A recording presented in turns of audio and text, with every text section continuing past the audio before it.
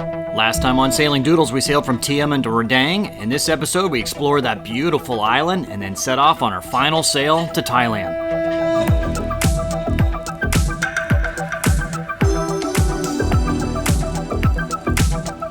Before going to play on the beach, first we had to clean the hull. Grab a brush.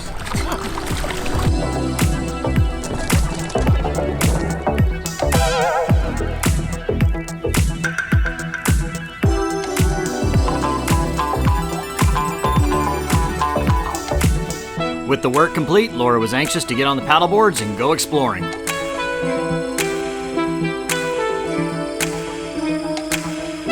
Radang has some of the prettiest beaches and water we've seen on this trip yet.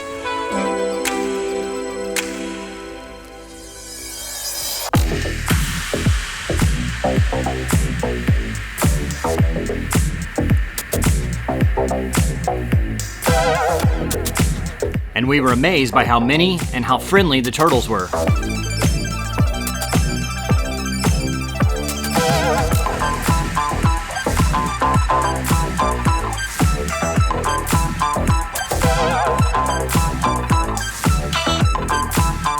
You know how Laura and her animals are. This time she found a monkey.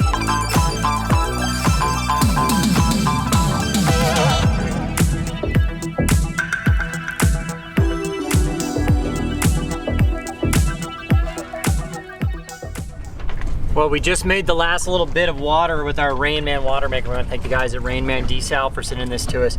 They really made this trip. Couldn't have done it without it. I mean, trying to find water in some of these places would have been hard, and then I wouldn't have trusted the water. But we drink this no problem. Anyway, so we have about 3 days left on our sail. So we're gonna pickle it.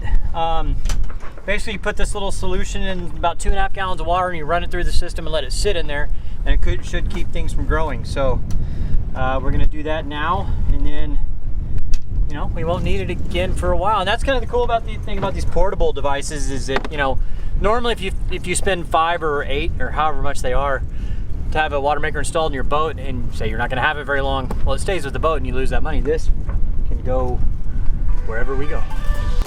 This is one of the most unique boats I have ever seen. Her name is Asean Lady. She's 290 feet long, built in 2004 at a cost of $60 million.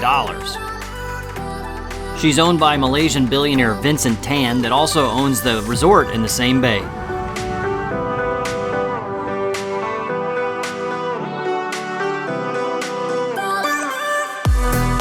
It was our final sail of the trip, so we decided to head ashore and have some fun.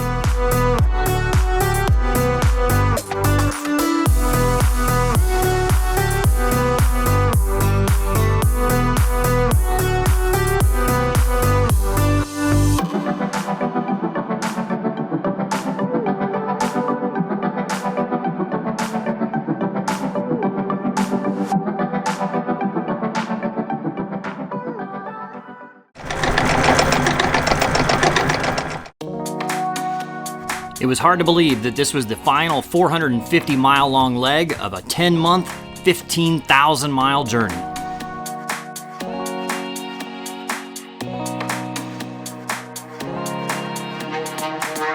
There's forecast to be 3 to 5 knots of wind or less and swirly for the first couple hundred miles, so we're gonna have to motor that far, and then once we get up in the middle of the Gulf of Thailand, the winds come out of the west about 12 to 15 knots.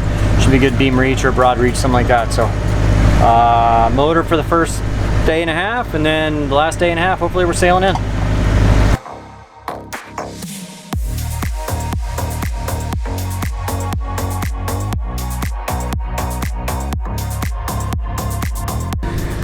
Not much wind out here. I mean, you can see it's pretty calm, just barely a ripple on the water. We're motoring, we've been motoring for a little over 24 hours now. We got about half a tank of fuel left, so I think we're okay. We got about 2 days left, so should be all right. The wind's supposed to pick up tonight, maybe tomorrow, so see how it goes.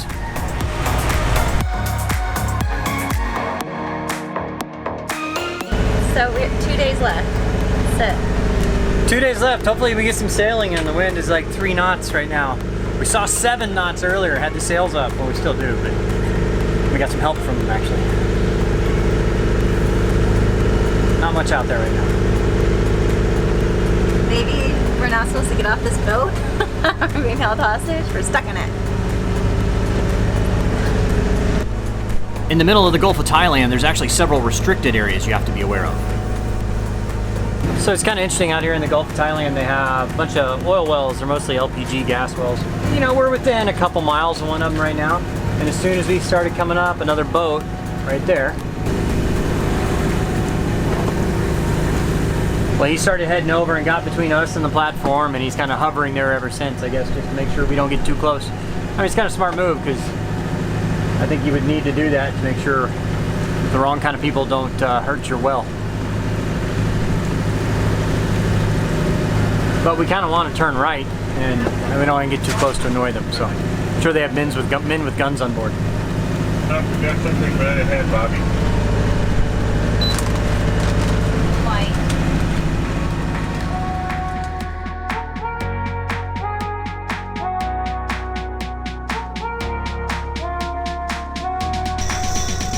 Eventually the wind started to pick up and we were able to sail.